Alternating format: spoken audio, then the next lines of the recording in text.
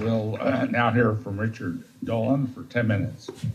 Thank you, distinguished members of the committee. And let me just say it's been an honor for me personally to be here with you all week, to be able to give statements to you and to chat with some of you privately as well.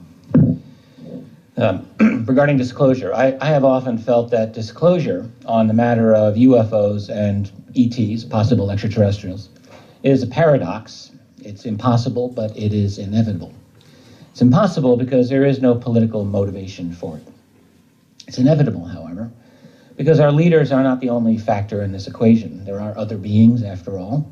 But mainly, I would say there's us, the people, who are going through this greatest social, cultural, and especially technological transformation in the history of humanity.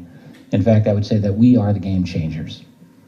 Someday, and it won't be too long in the future, something is going to force someone's hand.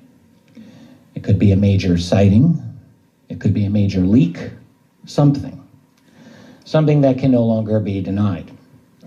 After all, we are fast approaching what experts in artificial intelligence call the singularity, when computing intelligence exceeds our own. In such a future, I ask you, can we really think we will still be stuck in neutral on this issue?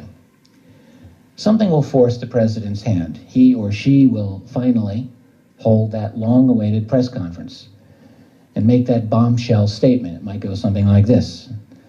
I have been advised by the National Security Council and heads of our intelligence community that there is a reality to some of the UFO phenomenon, in that some UFOs are real physical craft not manufactured by any known civilization on Earth, or words to that effect. It's the kind of statement that many proponents of UFO disclosure would like to hear, but the real question is what next? Because there would be quite a few follow-up questions. At the top of the list will be questions about who these other beings are and what their agenda or agendas might be. And this will be a very difficult question for any president to answer. In the first place, there is a likelihood that even the leaders of the black budget or breakaway society that have been on top of this for years, they may not even know, or at least not fully. And what if they do know? And moreover, what if at least some of that answer includes information that might be upsetting? Divining the intentions of non-human visitors or permanent residents, whatever they may be, might not be the easiest thing to do. But it's entirely possible, judging from the data we do have, that some of them may not care very much about humanity. Some may not. And what if an agenda has been determined within the intelligence community, and this agenda includes something to do with alleged abduction phenomena? And even if that isn't true, does any president honestly believe he or she can contain rampant speculation along these lines?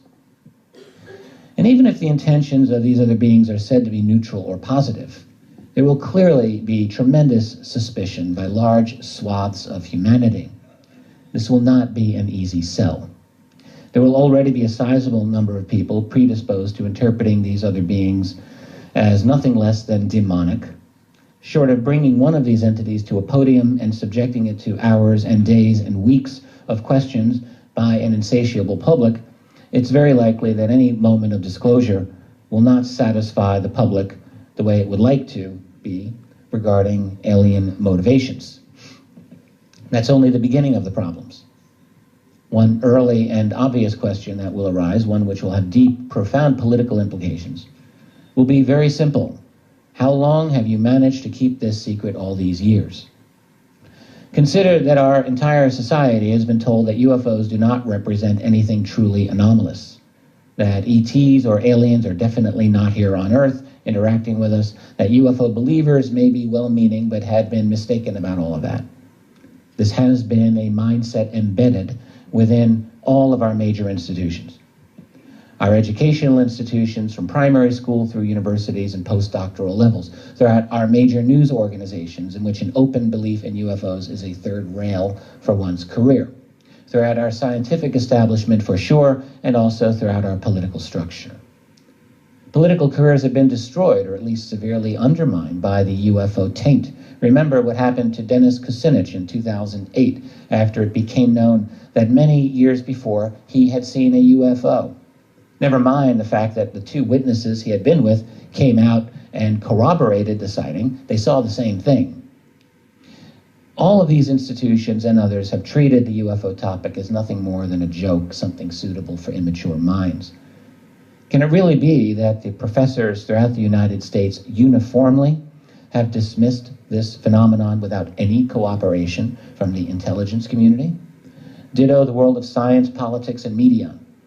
Well, no, not when the most modest amount of research shows strong intelligence community influence over all of these institutions. In other words, people will see very clearly that the national security apparatus has created a global culture that has suffocated the truth.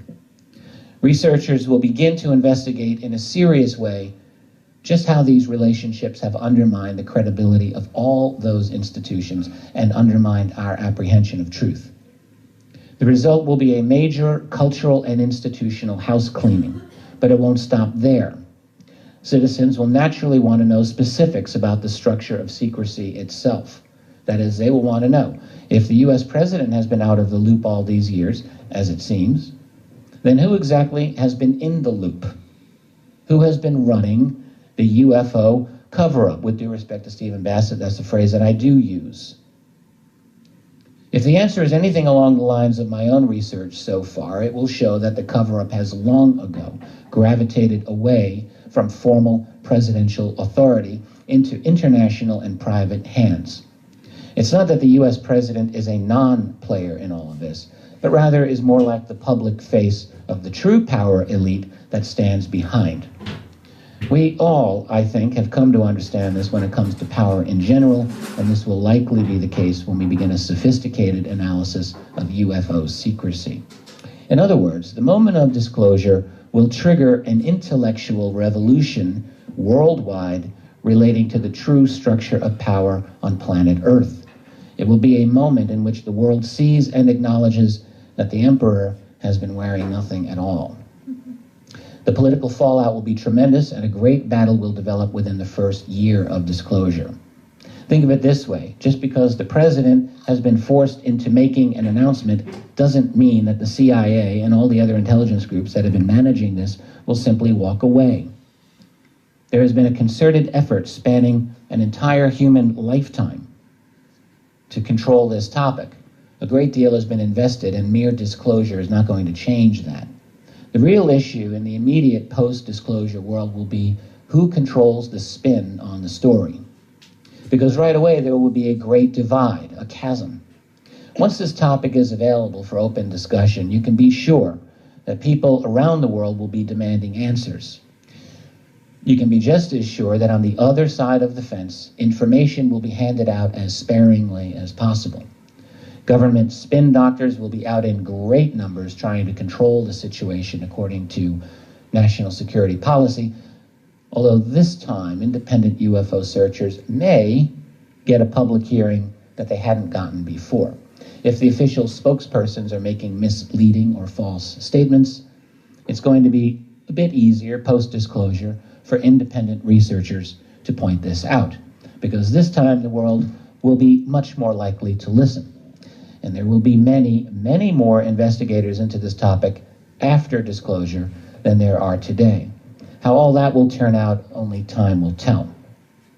There are so many other messy issues relating to global finance, energy, truth commissions, lawsuits, cultural transformations, cultural wars, religious and spiritual changes, scientific paradigm shifts, and ultimately geopolitical changes that will allow us to meet the challenge of, shall we call them others, here on planet Earth in some sort of coordinated, hopefully logical manner, and even more hopefully in some way that answers to the people rather than a handful of elite human players. And for that, we will need a groundswell of public pressure from below and tremendous political energy, ethics, and courage to take on the black budget culture that has dominated this subject for so long and to begin a long, hard fight to reclaim some measure of freedom and dignity for humanity while we begin a new, better, and more mature phase of our existence. Thank you. Thank you, Mr. Dolan.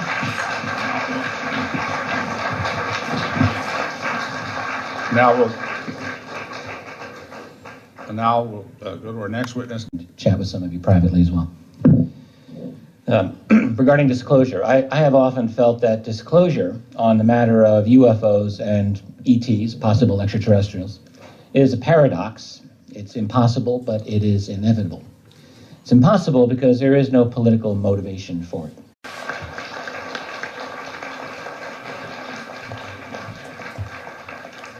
We'll now hear from Richard Dolan for 10 minutes. Thank you, distinguished members of the committee. And let me just say it's been an honor for me personally to be here with you all week, to be able to give statements to you. And it's inevitable, however, because our leaders are not the only factor in this equation. There are other beings, after all.